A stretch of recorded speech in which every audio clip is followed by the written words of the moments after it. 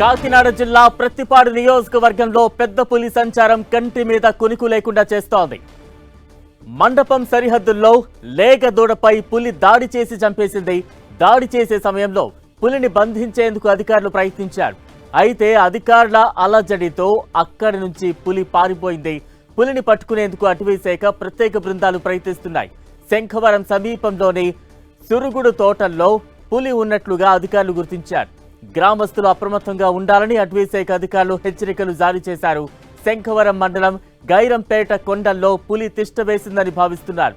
Drone కెమెరాలతో forest police బృందాలు జల్లెడ పడుతూ ఉన్నాయి.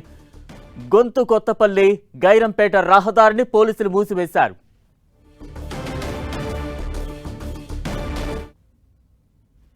ఆ 11 ఆ సమయంలో ఒక దూడని గేదె దూడని పులి అటాక్ చేసింది.